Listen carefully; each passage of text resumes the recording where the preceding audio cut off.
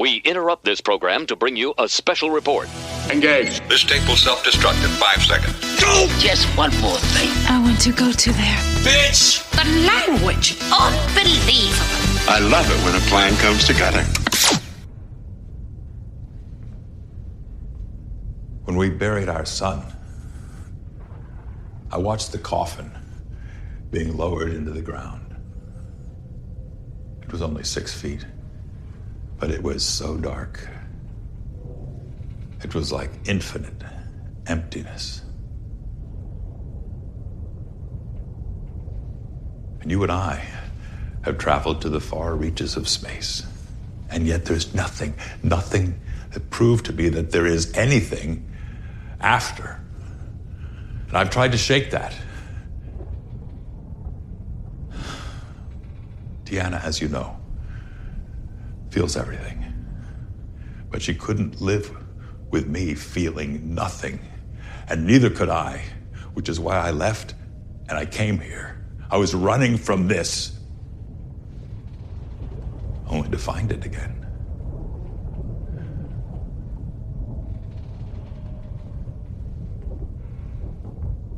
Well, this is the end, my friend. And if I were you, I'd take the next few hours to get to know your son and to get your affairs in order. I'm so sorry, Jean-Luc.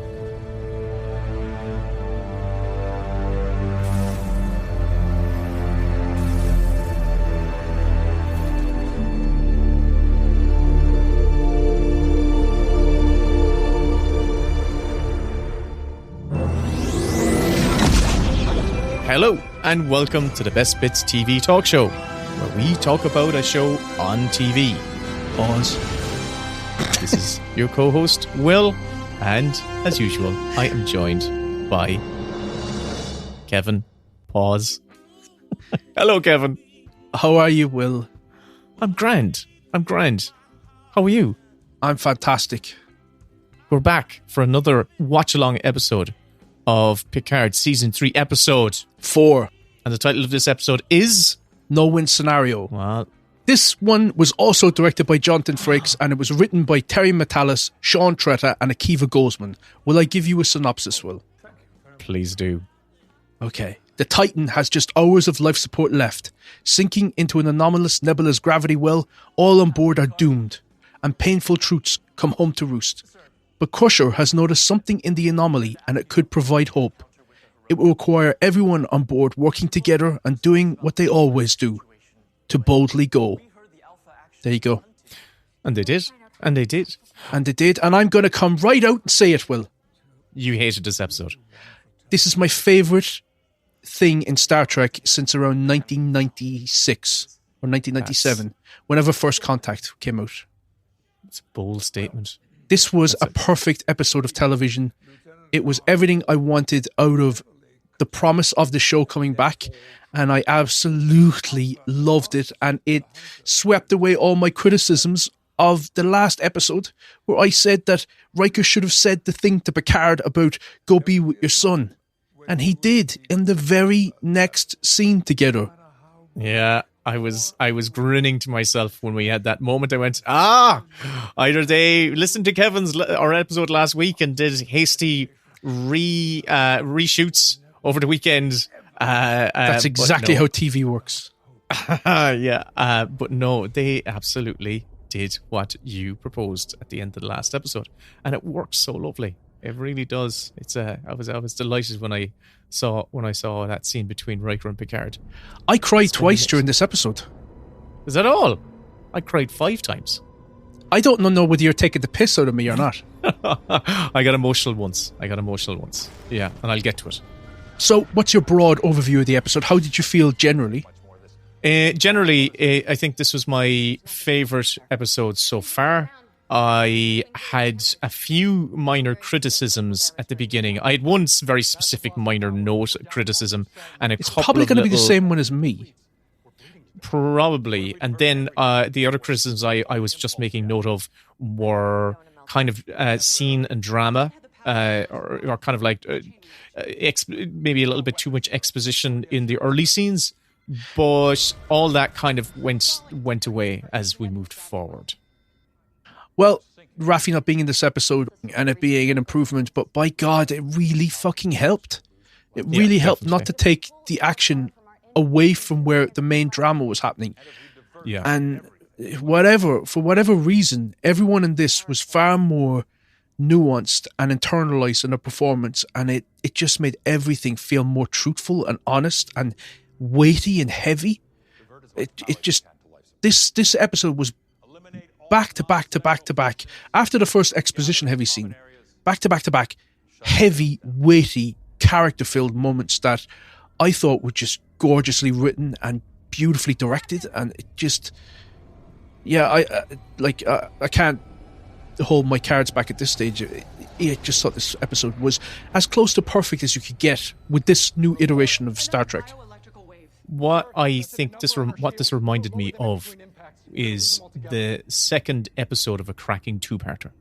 So what's satisfying about this episode is it feels like it caps off. I know I'm not going to get ahead of myself in specifics, but it feels like it caps off a storyline which is arced across the previous 3 episodes, and it feels like there's a little mini story has been kind of capped off here, and I felt satisfied by the end of this episode that I'd finished one kind of like one part of the story. I'd agree with that. In fact, I would actually probably add to what you're saying by saying that the first 3 episodes, if they condense them down to maybe 2 episodes, these 3 episodes would be pretty much like perfect. But there's a few sort of like filler scenes in episode 2 and 3 that I think, there's 2 things. They're dead on when they say that this is one story, like one movie-like story. So it's hard for us to really criticize these episodes individually because they're also interconnected. Like what I said about last week's episode, about having that moment with Riker saying what he did to Picard would have been a nice capper to that scene, but it would have diffused all the energy that kicks off this episode. Mm-hmm. So, which gives us a great ending. It gives us a great ending. Oh, there's so many beautiful endings in this. Look, let's just get into the flow of the story. All right, so it begins 5 years earlier. Picard on his own having lunch, and he seems a bit of a pity. He's this old sea dog who is by himself having lunch, and a whole load of cadets come up to him and start fanboying over him. And immediately I just thought, this is such a sweet scene. It's doing everything right that I was lamenting wasn't part of the TNG movies. It has affection for the characters. And these cadets come up and they want Picard to tell them some of his old war stories. And he gets into it. And I thought, that's a nice way to get us back into the story. They've done it before, but I wasn't really prepared for where they were going to take it and how they were going to use that. And I think it's so beautiful how they do it. And this was where I feel like I really understood Picard in a way that I haven't in the movies or in the first 2 seasons of his show.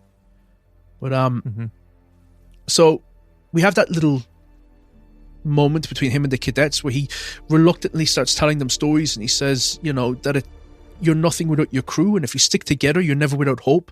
And they cross-cut that to Picard on his own, isolated from everybody. My only criticism, it's not even criticism, it's just a note, right? This is minor, is overall the general aesthetic of this show has been quite dark, right? Aesthetically. And I just wished that they had done something in that location. I think it's probably 10 forward in the 5 years previous scene where he's telling his war story. It's Guinan's bar, but it's on Earth. It's on Earth, but give us some element of light here, some element of contrast. Light. It's just all I'm talking about is just a location dressing. That's all I want. I like that. But what I'm talking about is like the whole series aesthetically has got the same kind of color palette of this really drenched in darkness, all over the place. I just wanted some of that, but that's a minor thing. That's not a big thing. I like the contrast of that scene where he's hardy and he's kind of living on his... He's sad. But then the contrast of him, alone. I loved how smiley and happy the cadets were, just brimming with sort of energy and enthusiasm, and Picard just feeling the opposite, just feeling a little... He's always been very guarded and embarrassed, and I liked it, and him reluctantly being drawn out and sort of giving them what they want. But the only scene where I felt a little in this episode, apart from one exchange that happens later on, but we can get to that, was when Riker is... Well, first of all, I love what they're doing, which is that they're all brainstorming, and all the crew on board the bridge, they've got speaking parts, they're chipping in, you're seeing that the science officer is smart, that the navigator is quite clever, they're all sort of like trying to solve this issue. But it felt like it was restating the issue that if you're coming into this and you're paying attention, you know what's happening. So for someone to say that we're sinking into the gravity well, or no, to say that we're falling into the gravity well, and then Riker to say we're sinking, it's like, yeah, I know, but you keep using these analogies and restating these analogies back to each other because you like the turns of phrase and you like how it sounds. But it feels like it's redundant dialogue. That to me feels like the writers are in love with their writing, and they don't need to have all that be said aloud. And it doesn't feel true to the original series. They wouldn't. The captains, the officers on the bridge wouldn't be using these analogies, just to themselves. It's just like, no, everyone knows the situation. Everyone on the bridge knows that they're in shit. So it's a bit more comic booky of dialogue, but I don't mind it. I've gotten used to it. Great sense of dread. A great sense of dread. That's what this has, is dread. Yeah, this really feels like... Sorry to cut across you. Go on, say what you can say. I am just saying, that's one of the notes I made across here. Is I adore the sense of dread that they're capturing, and the sense of stakes that they are capturing for these characters in this storyline. I was so invested. I believed in it. There's a feeling we've never had before watching one of these things. There's an ominous sense that someone's not going to make it. And and the fact that this show is doing such a good job of reinvesting me in those characters. This is after the scene. We also have Riker going to Picard, and this is the scene where I feel like we said on the last episode that Riker would never do this or he'd never say such and such. But what he says to Picard in this moment, and how he contextualizes what's happened in his life and how it's changed him, and how his worldview is completely different to what it was before when they used to be on the Enterprise bridge together. I believed that he would have snapped at Picard the way that he did. Yes. He admits that he's in a depression, a grief-driven depression. Riker does. I thought there was a beautiful line of dialogue as well where he says he's travelled all over the place with Picard. But when he buried his son, there was a sense of darkness that he'd never seen or felt before, and that he has no faith anymore. So he doesn't believe in life after death, and they're both at this moment realizing that this is the end. It's the actual end for both of them. Yeah, and it's really beautiful, especially the staging of it. They're falling into this gravity well and the darkness. They're falling into that void. It's beautifully set. I thought the performances from everybody in the cast in this episode was perfect. Like Jonathan Frakes just smashed it. Yeah, I made a note of that. I said he's fantastic. I absolutely adore this man. Why has he not played more characters outside of the Star Trek universe? I think a great actor didn't get his due. He didn't get his other great roles. That's what I felt coming away from this. He had a beautiful line as well, which he says that Deanna feels everything and she couldn't live with me feeling nothing. It said so much in such a concise and beautiful way. It's like if I'd written that line, I'd be like, that's good. I'll have to fight for that one. He says what I said he should have said at the end of the last episode, which is like, we've only got a little while left. I suggest you go and spend it with your son. And Picard is so wounded by this interaction. They really go out of their way to kick shit out of Picard in this episode, and it just makes me love the man even more. Yeah, I'm completely agree with you. I just think the fact that we've set this episode up as what's at stake here? Where are these characters starting from? What's the point we find Riker at? What's the point we find Picard at? they are both lost and alone and falling into the same pit of despair. How is this going to change by the end of the episode? Which was something I kind of felt was forced in the previous episode. That's why it was one of my kind of comments. And my God, there's a change in this, and I love it. We'll keep moving on because I just love the starting point of this episode where we find these two characters that we love. We come back from the opening titles then, and we're picking up almost like the B plot, which is Seven is on the hunt for the changeling. And I loved how this felt really dark and ominous, like she's stalking around the halls by herself with a phaser, and I loved how it was directed. I loved the way that I made a note that this episode felt really authored in a way that some of the other episodes felt a little too handheldy and wishy-washy, but this one felt like I loved the way that they approached telling the story in this, and the way that Jonathan Frakes had cut the action so that she's already reporting to Riker what she's discovered, which is that the ensign that the changeling looked like that attacked Jack had actually been murdered, and it happened 2 days before they came on board. And so this changeling could be anyone. And Riker basically says, okay, but look, we're all about to die here, and I don't want to fuck with everyone's morale, so you need to keep it quiet, but find it. What does he say? He says, go get the bastard. Yeah, he's basically, go undercover, you're undercover, hunt down the changeling. That's basically what it was. Find the fucker, which is all fine. I'm going, that's cool. Okay, she's got her mission. She's gonna hunt down the interloper, the saboteur that's causing them all sorts of other strife, and also indicating that they have their external threat, but they also have this internal threat, which is good, which is cool. I'm liking that, and I like that we've brought the Dominion into the story, because there's nothing more creepy than having a changeling walking around the house. See, I'm less versed on them because that was more of a DS9 thing, and I didn't watch that series, not to the extent that you did. It then cuts to Crusher, who is counting down, going like 5, 4, 3, 2, 1, and then the whole ship shakes again. And they're hinting that she's up to something, and she thinks that these aren't just random, like the ship is getting struck by asteroids, but that it's a regular shuddering that's happening to the ship.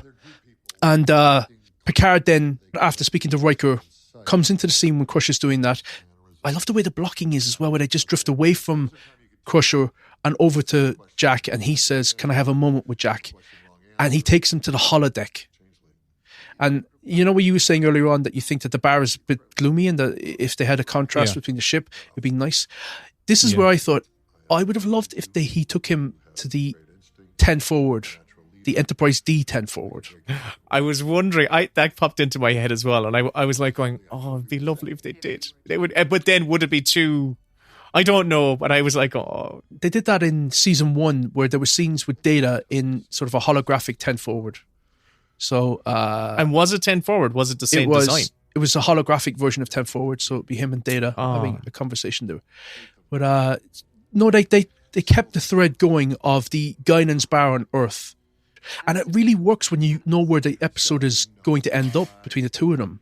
Yeah, that's why it works. You see, that's why I understand why they're going to that place. I just wish, if I was in my last hours, right, and you have a holodeck, right, I wouldn't be going into a hologram scenario of like a really dark and dingy basement bar. I'd be going like to a lovely open field where you can feel the wind blowing across your face, Picard's vineyard or something like that. But I know. And would you be naked in that field? Would you be like lying? Definitely. Oh, I would be spread eagled. Of course, I would be just rubbing myself against the grapevines. Smearing grapes all over my naked body. That's what it's the last few hours of my life. That's what I'd be doing. I mean, nobody has to go and clean up after you, so you may as well just go hell for leather. We also had the scene where we have Seven approaches Shaw. I loved this scene. I thought it was hilarious. Really? Why'd you find it? What'd you find so funny about it? Shaw is a character who pisses me off, and then I really love him, and I loved him in this episode. I thought, yes. But he says, hey, handsome, bang up job your friends are doing with my ship. Love the view. I thought it was just really glib and quite funny. And there's other moments that come up later on where Picard has a back and forth with Shaw that made me just bust out laughing. But I like this. But the thing I was thinking about, what's nice about this show is that we're having alternating feelings about this character from episode to episode. So in the episode 2, I was like going, oh yeah, episode 1 I was liking him. In the previous episode, I was kind of against him. I was like, oh, this guy's just annoying me now. Where I defended him on episode 2, and now I'm like, and it was the opposite in this for episode, me. It's great. Yeah, we kind of flip flopped, and in this one, I'm the same as you. I kind of liked what they did ultimately with his character in this. Yeah, I loved him in this, and the story that he tells later on is really harrowing, and it explains everything about his disdain for the two of them when they come aboard the ship. But, yeah. Which is good, because it's rather than this character being drawn as he doesn't like Picard and Riker. Why? Because he's got an ego and he's got attitude and all that sort of stuff. No, there's a reason behind it, and it's revealed in this episode. And I like that. That was almost like, and I bet they used this reference. I bet you they were in the writers' room going, "We need our Indianapolis speech." That's what I thought. I was like, this is a fucking Indianapolis moment. But it Jesus works. Christ. It works, I think. There was a joke there that I didn't think worked, though, where Seven says cannabis. I was like, I don't know whether... Oh, pot. Yeah, he says, oh, yeah, you mean pot? Yeah. That's just like... Again, these are the little things that they're getting wrong, these little flavors that they're just getting wrong in the show, which is... They're minor annoyances because they're getting the larger things right, I feel. But, this one's got fewer little trip-ups like that, so I would have cut that cannabis line, and I also would have cut a line that Picard says later on coming up. Mm-hmm. They're like anachronisms. Yes, that's what it is. Yeah. The next scene that comes is another standout Jonathan Frakes moment, where he is trying to record a personal message for Troy, and he's struggling to speak, and I thought it was beautifully done, because I was like hanging off of his every word, going like, what's he going to say to her? And then he leaves it on pause to come back to it. Okay, I liked this scene, right? In my notes as I was going through it, right, I wrote, this moment is kind of exemplifying what's been happening throughout this episode so far, which was kind of, I was wondering if it was going to go down a negative pathway for me. And my note was, here we have Riker dictating into a voice note, effectively, for Deanna, and this is right for their character and for his state of mind. It's very interesting. But I also made a note of, this is another scene of a one-sided conversation, because for me, up to that point, we had a lot of scenes of characters talking at other characters and just feeling like they were talking just for the purposes of getting the plot moving forward, rather than there being a kind of a proper meaty exchange or turn in the drama in particular scenes. And I think that's just an editorial choice of how they are cutting up the scenes ultimately, because it doesn't continue like that. After this point, we start moving forward. But I like what's going on here because it pays off later on. I'm not going to spoil it yet, but the fact that we have him having that one-sided conversation and not being able to finish it for me works, because he's stuck. The dialogue is stuck. His character hasn't arced yet in the episode. Exactly. Yeah. This to me worked because it's a private moment of somebody trying to navigate where they are and not being able to do it without the other person in the room. Picard takes Jack to Guinan's bar. There's another little funny joke where Jack says, I have one question for you. Essentially, I'm paraphrasing though, but it's like the hair. When did it go? Oh, yeah. And Picard says, there's two things he says though. He goes like, you're 23, 24. And I goes, fuck, that's a hard 23, 24. He says, enjoy it while you've got it. And then they try to connect. And I noticed that Jack has a lot of the same attributes of Picard. He's afraid of his own emotions. He presents it as though I'm happier being on the outside. Me being on my own is just how I like things, and that I've never needed anybody else, so I'm fine. And that is also what Picard has been telling himself for his life. But he's coming to a point in his life where he doesn't believe that anymore. And there's this beautiful dovetailing of both characters where they both realize the same thing at the same time, which is that they're both lying to themselves. And that what they both need desperately is each other. And earlier on, when they were in 10 Forward, earlier on, when Picard asks to know more about Jack, he deflects by going into an anecdote. And you can see Picard's just seeing himself in this young man of, that's how I used to react to these sort of probing questions. I would just sip to the side. Riker has a beautiful line later on. I just, honestly, man, I think that this episode was as close to flawless as you get, other than those little niggles. But there's because of what they're doing with the characters and what they're saying with the characters, and how the characters are all going on the same emotional journey, but in different ways, and rubbing up against each other in ways that don't feel forced. It feels like they set out to tell a story about overcoming grief. And like Riker says, "Oh, I have to find this line now because I got really emotional hearing it. And things are about to get a lot worse. And I'm going to get emotional now again because I'm tired." He says to Deanna, "You can't hide from the pain by being alone." That is such an elegantly simple way to sum up so much about all these characters, that you're retreating because you don't want to be hurt anymore. And they're doing it in ways which is just full of bravado and full of like authority and full of like you're projecting strength, but you're actually just damaged and you don't want to deal with that. Mm-hmm. You're running away from it. Yeah. There's another beautiful moment coming up, and I'll talk about it when we get there, but I suppose let's get there as quick as we can. Seven and Shaw hash out a plan, and Shaw says they're in the pot, go find the residue. And she goes off on her quest, and I don't know where she goes, to whose quarters. So she goes to the entrance quarters? She goes back to the changeling, the original person who the changeling assumed their identity. You know, why would the changeling keep the pot in his room? Maybe because she knew he was dead, so it was kind of a safe spot. So he knew he was dead, or he, yeah. Well, yeah. So they, so yeah, that's what I was thinking. That she just, no one's going to be searching around that room because they think that person's still alive and walking around. But it's in actual fact, it's a changeling. Crusher is still onto something, and she's going to reveal something at some point, but not yet. She's still working on her hypothesis. But then they cut back to Vadic, and this is the only moment where, aside from the flashbacks or Guinan's bar in the holodeck, where we leave the Titan and we go back to the Shrike, and Vadic goes up to some sort of like water font, and she cuts her hand off, and this blob-like thing falls into it. Now, obviously, fondue. It was a fondue set. That's what it was. Yeah, it was. It looked like it. It was disgusting. Fondue set. It was disgusting. I like this. So she's a changeling then. Yeah, she has to be a changing. I like this because we get to see another side of her, where we've seen her in full villain cackling mode, and which I've enjoyed. And now she's just a heavy. Yeah, and now we get to see her talking to her superior or boss, who's some sort of who uses the severed hand, which transforms into glue to turn into some sort of a floating face. It was disgusting, but it was also interesting. Cool. Yeah, it was interesting. Yeah, and you see her scared. Like she goes from being like really, the heavy gleeful villain into someone saying, "But if I go after them, it's suicide," and they're like, "It's suicide if you don't, so go after them."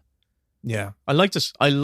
Yeah, we're getting only flashes of this character, but I'm invested in this character, which is great. There's a deeper mystery that is being slowly revealed to us, and I'm really curious where it's going. Mm-hmm. So she decides, right, well, okay, we're going after them. Her hand reattaches itself, and they go back into the nebula, which, as we're starting to realize, is not really a nebula, it's something else. But they also then flash back 5 years again to Picard continuing to tell his story about. It's very elegantly written, but to paraphrase it, it is essentially Picard. They're cross-cutting it with where Picard is at the moment with this crew that are dying, they're falling apart, everybody is like scared, and they're facing their demise, and him and Riker are falling out, and he's telling a story to young cadets, these beaming cadets, about the benefit of friendship and of having trust in each other, and that's this thing that you're hoping that when you're writing a story and you want to get people like feeling like it's a World Cup final, and they're leaning forward and they're hoping that the penalty shootout is going to go the way of their team, is that you start to, if you write it well, you start to feel like the guys that you're following the story, the protagonists and what have you, they're your team, and you're leaning forward and you're hoping, please, just put it in the back of the net, just score. And in this, we're hoping that Picard will get that back that he's lost with these guys, that this crew will come together, that they realize that they've got so much history together that the trust that they've lost, they can get it back. And they're using the story that he's telling to these cadets to sort of juxtapose what's happening. And I think it's really powerful because it makes you feel so sad in the moment, but you know that if they pull together, it'll be so thrilling.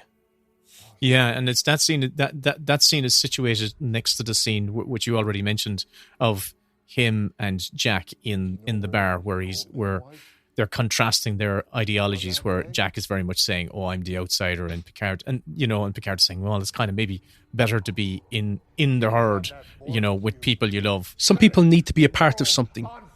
Yeah, and we see how Picard has come into the fold and kind of realized, it's better to be with people when things go to shit and to have a good family around you. And in this moment is the one thing that I hated. I hated. Yeah. But I can headcanon it. You can headcanon it. You can I can make it work through your own. Right. Okay. Yeah. Tell me how you make it work for yourself. Okay. So Picard, he tells him a story about how him and Jack snuck out to go get laid with these girls. And they took a shuttle and they told nobody. And then something went wrong with the ship and they had to inch their way back. And Picard says, 10 fucking grueling hours. And just hearing Patrick Stewart, as Jean-Luc Picard say, fucking, I just clammed up, went like, no. It's all wrong. Yeah. My biggest note in this episode was that one word. Yeah. Yeah, I was like going, no. Oh, this is awful. That's awful. But I then sat with it and thought, look, I'm going to have to, you've got to love something, warts and all. And this is a wart.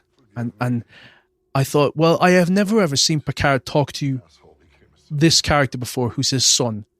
He's never been this unguarded before with anybody else. And this is the time when he's facing the last hours alive with his offspring that he never knew he had. And I took it as somebody desperately trying to connect with somebody on their level. And then I thought, no, I can understand why the one and only time that Picard would be vulgar would be trying to connect with his roustabout son. Well, all right, I'll let you away with it, Kevin. But yeah, in the moment, it just, as you were saying, if it takes you out of it just took me out of that scene. And but have I helped you in that moment? Have I helped you? Yeah, I can listen. I'll say, it's a beautiful line, isn't it, when you think of it that way? No, you haven't put Vaseline on that big word at all, Kevin. And I'm a man for swearing, but no. But this is the Indianapolis scene where we have Shaw who comes into the fray here as well. And he starts telling his story. Yeah, it's really interesting because Shaw comes hobbling up to the bar. He excuses himself for being kind of like off his head on meds and a bit drunk. And that's good because it excuses why he's not as worried about being on the bridge, and he's just kind of like, I don't give a shit. And finally he reveals. But there's something else which is happening. There's something else which is happening, which you should sort of like to set up where we are at the moment, is that Picard and Jack have gone into the holodeck version of Guinan's Bar, which is there to provide solace to people in these moments when the ship is doomed. And other cadets and other crew are starting to file in because they want to be together in some place that doesn't feel scary in the final moments. And I love that as well because that felt like it was expanding the mythology of Star Trek. And then Shaw turns up. Yeah. So he's got an audience. And he's saying he reveals the moment in when he first met Picard. And Picard does not remember it. And it was at Wolf 359. It's a very famous encounter that happened in TNG, and they reference it across all of those, the Silver Age of all the series. This encounter where this Borg ship basically went into Federation space and a huge battle happened. What's good from a writing point of view is Shaw's character is kind of mirroring what's going on with Riker and Jack, maybe to a lesser extent, in that he's experienced survivor's guilt. He was just a lackey, a grease monkey, an engineer in one of those vessels, and he was handpicked from the hundreds of people to get a seat on the escape on the lifeboat, effectively. I think he said 50 people made it down to the life deck where the there was only one escape pod left. The ship was destroyed. There was 11,000 had been killed. And then a lieutenant came in and she picked 10 of them to get on the lifeboat. He was one of them, and he never understood why. He was just a dipshit from Chicago. Mm-hmm. Survivor's guilt. That's what he has. Like, all the cadets are like looking on in horror. Like, why would you do that at this moment? Like, to attack this old man for something which is not entirely his fault in front of his son. And he says, forgive me at some point. Asshole became a substitute for charm. I made a note of that line. Great line. Yeah, it all of a sudden makes so much of how he's behaved in the previous episodes. It makes sense. He's having the self-awareness of like, oh, I've turned into an asshole, and I wasn't always an asshole. I was probably a charming, dapper captain, and I've just turned into an asshole. It's fucking good. That's good screenwriting. He right just there. Accepts that that's what Shaw thinks of him, and he understands it, and he excuses himself, and he's walking away, and I got to get really emotional now. His son goes after him, and Picard immediately goes very formal. He clams entirely up, and it was like, thank you very much for that moment, or whatever he says, how he says it. I should have written down the line, but I thought it was beautiful because he'd opened up, he'd revealed things about himself. He desperately tried to connect with him. He got humiliated in front of everybody, and then he immediately retreated. And I do that personally all the time. I'm sure you've been a witness to it, but I'm a very avoidant person. So when something like aggressively heavy in terms of conflict comes my way, I clam up and I shut down and I just remove myself from the situation. So I saw myself entirely in how he was acting and behaving. How embarrassed he was and how he just wanted to get away from it as fast as he could. And then Crusher walks into the scene and immediately brightens everything because she's got a theory. And I thought, when you're sitting there and you're writing a script and you're thinking, you're trying to get these peaks and valleys of emotional moments and how you sort of string everything together. When do you bring these characters, these threesome together where they're going to solve the issue, the three of them together? It's that moment when Picard is like, he's just been kicked in the bollocks and now he's retreating. He's finding a corner to hide in. But Crusher comes into the scene and immediately snaps him out of it. And she is like ebullient in this episode where she reminds not only Picard but also Riker about who they are and what they're about. And I thought they're really balancing this well. This feels like an old TNG episode but done in a really dark and sort of exciting feature film way. And from now on out, it feels like an episode of the TV series. It really and truly does. They have a problem. She has a solution. She's come up with a solution because she's smart and she's reading the situation. She's using her midwifery experiences and she's going, hang on a second. The Nebula is having contractions. But But do you get what I mean, though, when you're thinking about where you'd plot out these moments to happen?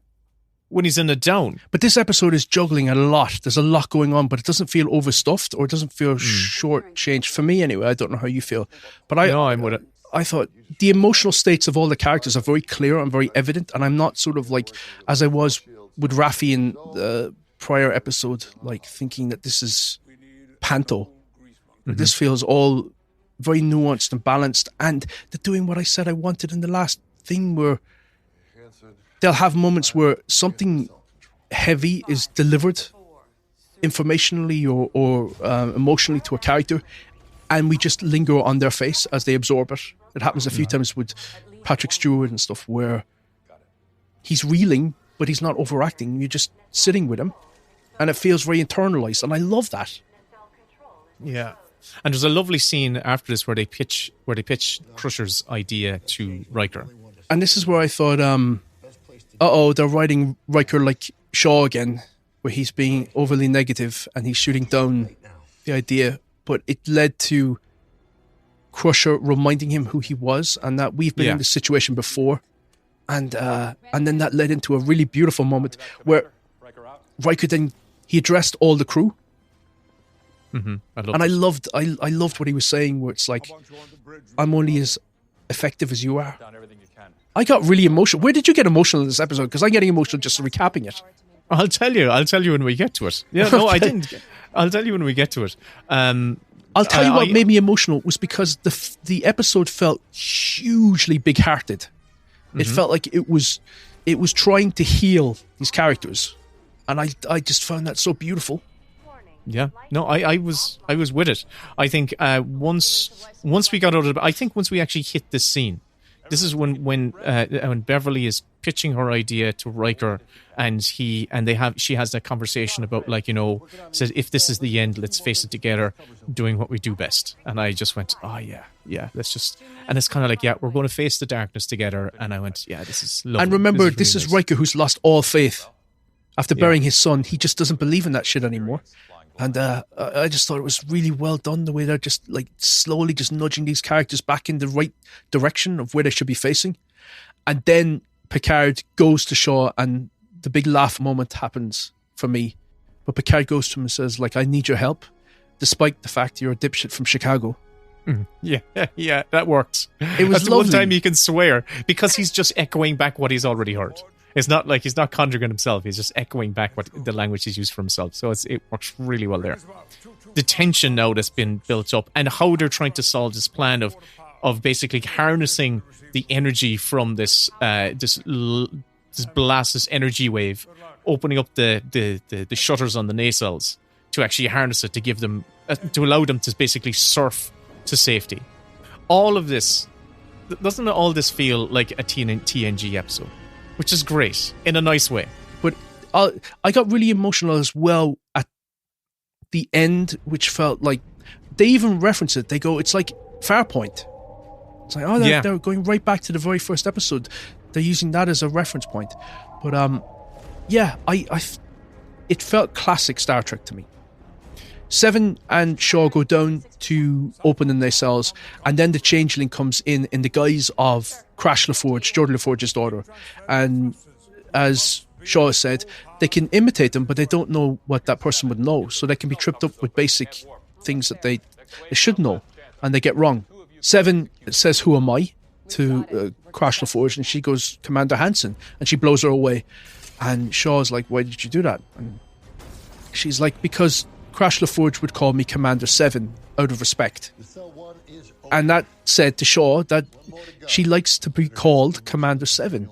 And then you think back to, well, he was almost killed by the Borg, and that's why he wouldn't want to have her be called her Borg name. He wanted to call her a human name, and all these little tiny little moments behind the story start to all make sense. And they're all on the bridge. The rest of them, they open the nacelles. It floods the ship, and they basically get to surf their way out of the nebula. So that should be all the plot stuff. It's great. And you know what, a moment that I genuinely had a giddy laugh with is when, as they're surfing the way out, I flippin' loved them swapping seats and Picard getting the helm, and he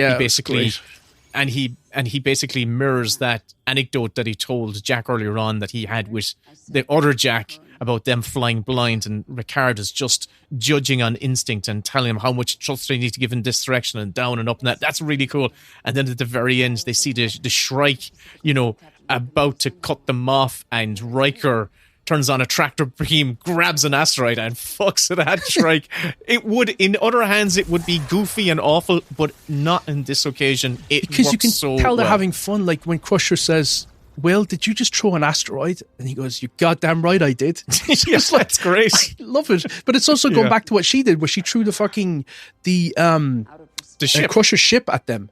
Yeah. If it came out of the blue, it would have been what? But the fact it was already, the idea was planted in his head, is I'm just throwing a rock back at her.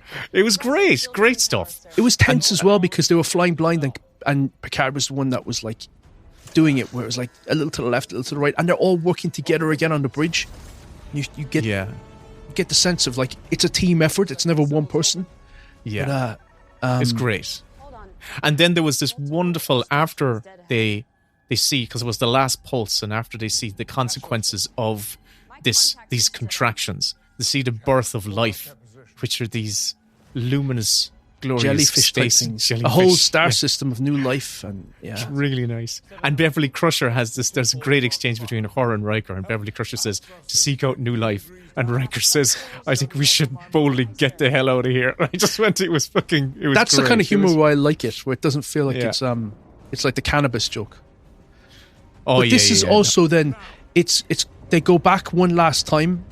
There's almost 3 endings to this episode, and 2 of them are like emotional endings, and then there's one which is like teasing a bigger mystery. But the first one is you get to see the payoff of the story with Picard, where he's talking to the cadets, and it's tying up everything where he's talking about the value of the crew and the friendship, and at times they're looking around at each other and realizing what they've done. And to Riker, what I thought he was recording the rest of his message, Deanna is on FaceTime with him. And that line that I said, he says, you can't hide from the pain by being alone. I thought it was beautiful. Those 2 moments, those 2 scenes. But then they cut back to Picard, and there was a reveal that took my breath away, which is that when the cadets start to slightly disperse, you see that Jack is there. So Jack did seek him out. And he asks a very loaded question where he knows that man is his father and that he's had no contact with him. And he says to him, yeah, you say all that, but did you ever have any real family outside of work? And for Picard, that's a really hurtful question. And he doesn't know that he's speaking to his son, but he protects himself and says that the Federation was the only family I ever needed. And you can tell that he doesn't believe that. But I thought it was beautifully done, because they both hurt each other without intending to. Yeah. Do you know what I mean? Where it's like, that's so well written, where what Jack just said to Picard hurt him deeply, and what Picard said to Jack also crushed him.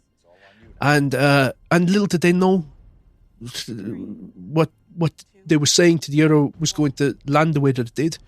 And I thought, oh God, that's so fucking beautiful. And I thought, this is such a magnificently written episode of television.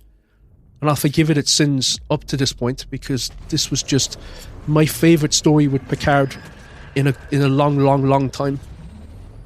Yeah, and it makes... What I'm liking about this show and these new characters that they've added in is that they're just not... They don't behave the way they behave just for the sake of it, just to be cool, or just to be whatever, or be aloof, or just be distant. No, we've got that fucking moment where in the previous episode, Beverly Crusher said, I gave him the option of seeking you out. Guess what? He fucking sought you out. And Picard took that question of, like, you know, oh, do you ever think about having a family? And thought he would answer by playing to the crowd to say, deflecting. No, all you need is Starfleet's your family. You don't need anything else. Did you know he doesn't? You know, he doesn't, in his deepest soul, he doesn't believe that. No. Yeah, but it's devastating to Jack. You just know it is absolutely devastating to him, and it's I loved it. I just thought it was lovely, and the end of this episode just really, I was elated. I was as well. I was like buzzing. Yeah. Usually we don't tell each other what we thought of the episode, but I was like, across every group chat that we have, the Discord, whatever, just saying this was fucking fantastic. Mainly because I didn't want to come into this and it to be us negging a show after he just made me so emotional, tearful multiple times throughout the episode, because I felt like the intention of everybody was so pure, and at times the show has felt cynical. Some of the scenes in the prior episodes have felt cynical, but this one felt so pure and so important, and I loved it. And then it ends with this little stinger where Jack is on his own in his quarters, in the mirror, still a little crushed about everything, and he has a sort of a waking nightmare, and he's seeing destruction and a red door opening, and there's voices whispering, and one of the voices says, Jack, find me, and it's a woman's voice, and I have no idea what that means or where it's going. I've no idea either. I'm like going, okay. I didn't care because I was so elated. I just felt I'd watched a great fucking episode of Star Trek. I got scared though, because I thought, Jesus Christ, if they reveal that this is not Picard's son, I'll be fucking furious. No. If it's a changeling or something at the end, then I'll be like, no, you can't do that. You can't give him everything and then take it away. But the Dominions are fuckers, though. Yeah. I think we can wrap it up here. Yeah, it was a long one. It was a long one, but I felt like this episode warranted it. Yeah, listen. Honestly, best Star Trek episode of all the series things I've watched in this recent iteration. Jesus Christ, they better keep going at this level now. They can't slip back. Yeah. I felt like it was how can they top this? Like, this is the thing. Like, I felt like that was the final episode of the season. And this is episode 4. It feels like a season finale. That's why I said this feels like a great episode 2 of a 2-parter. It makes me worried, though, that this is going to really rip the heart out of me towards the end, because it feels like when they have a target and they hit it, it's devastating. So I've heard that the last episode is massive in terms of spectacle. So I'm assuming that it's going to be catastrophic in ways, in all ways that word can be used. I'm looking forward to it, because I feel like they're tying. What I like about this is it feels like they're tying things up. They're not just throwing stuff out there for the sake of it. It feels like they're connecting the dots back within the series, but also deeper into the previous series, the previous iterations of the shows. So they're making this matter. Yeah, they've earned my trust with this, with these 4 episodes. Ultimately, well, Will, it was great to talk to you.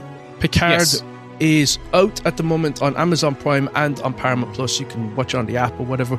We'll be back next week for episode 5, which is called Bounty. Hey, okay, looking forward to it now. Good to talk to you all. All right, cheers, bye.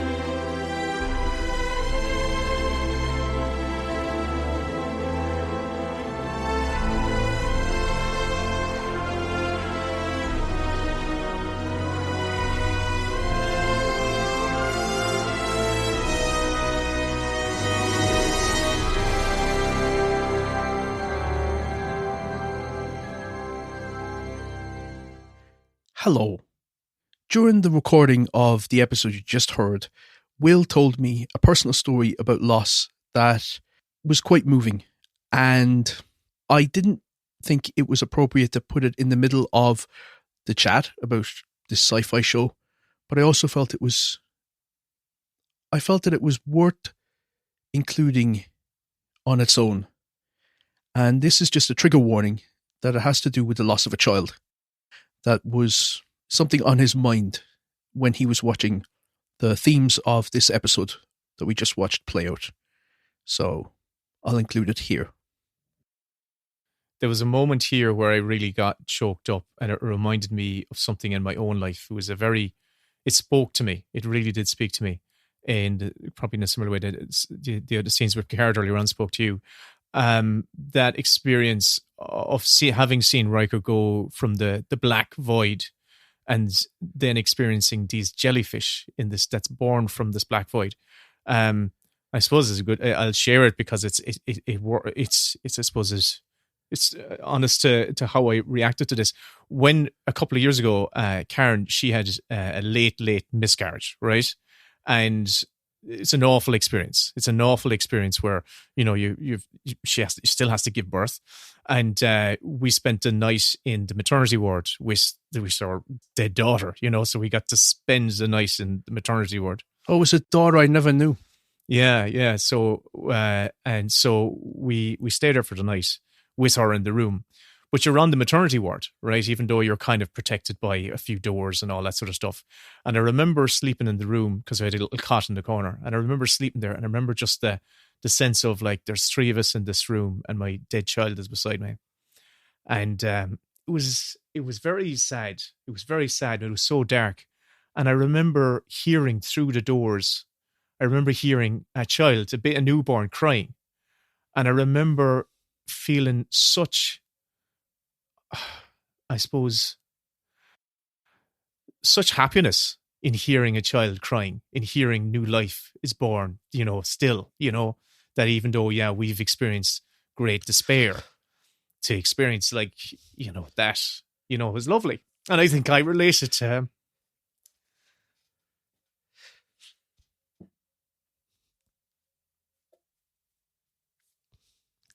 I didn't know that story, Will.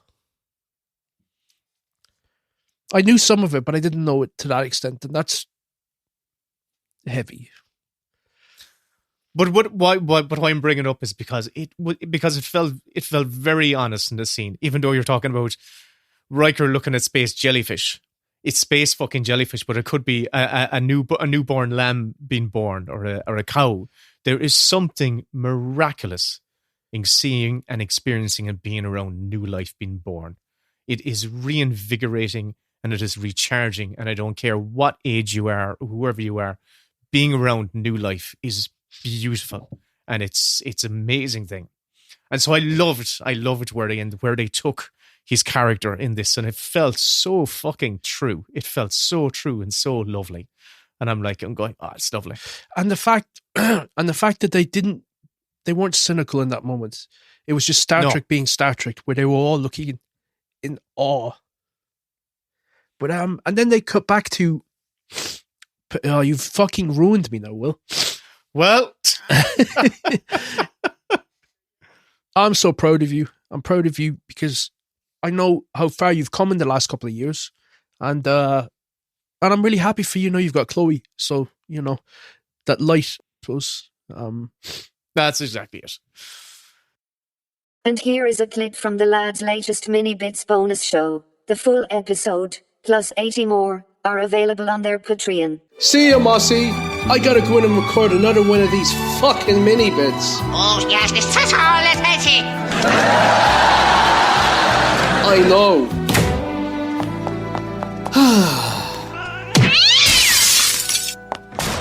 What are you doing? Right now, on the Academy screener site, and I hit play because there's only a few films on it for the first month or two. There's only about less than 10 films on it. And Guy Ritchie's The Covenant is on here. So I hit play on that, and I'm hearing we're out in Afghanistan, and I'm hearing all the dirt, and I hear vehicles, and I hear the sound effects of characters walking. But when characters open their mouths, I don't hear any dialogue. Mm-hmm. Oh, they've no dialogue. They've uploaded the wrong audio track. It's like that Tom Cruise trailer where it was just the sound effects. Have you met an SP?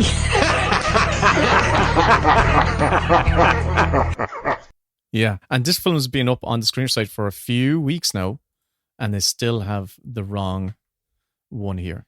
Well, I tell you what films are actually up there for all Academy members to see, and they see what they've put up there. But first of all, let's just throw to our theme. And I have to say, the feedback from my thank you ballad it was quite fierce. The power of Christ compels you. So I asked Mossy, who is a friend of my dad's at the quiz, sing us a theme tune. Oh. So over to Mossy. Hit the cards. I'm fine, I'll get it done in one take.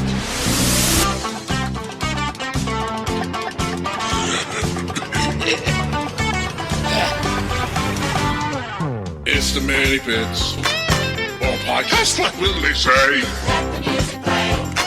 With Will and Kevin Cock. The best fucking podcast. That'll do. That'll do. My God. Thank you, Mossy. He would make an angel weep. That voice would make an angel weep. Telling you. Beautiful. Beautiful. Boolabus. It only cost us 2 months Patreon money, so, Is that all? Money well spent in my eyes. Yeah. I mean, you can't get much for €20. Will, you were telling me before the intro that you were looking at stuff on the Academy Screeners website. The Academy Awards. So for official members, yes. So they don't send out DVDs anymore. So how you do all your streaming stuff is all via the Academy website. And the streaming season has begun, which is exciting. So it means for the rest of the year... Did it ever end?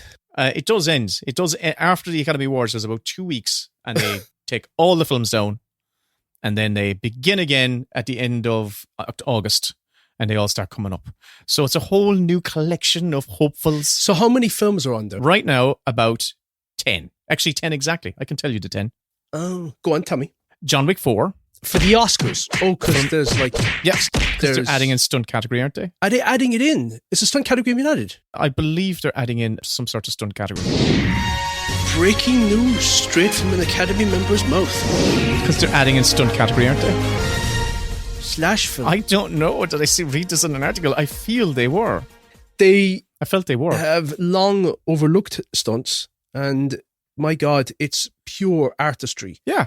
And it is incredibly, well, these days, it's all fucking rubber computer generated avatars. That's why we should highlight. That's why these people should be getting their Oscars when backdated. Someone's actually going out. Yeah, go back. Absolutely, go back and give it to your backdated. man from Mad Max who broke his legs. Give it to Richard Farnsworth, who was a stuntman and starred in The Straight Story. Yeah, Richard Farnsworth was a career stuntman. Absolutely. Wasn't that also the case with Machete? What's your man Machete? Danny Trejo. Danny Trejo. Really? It Trejo or Trejo? I always call him Trejo. But he just says, call me Danny. I was going to say that back to you. Nah. I was like, just that. Weird. Tells me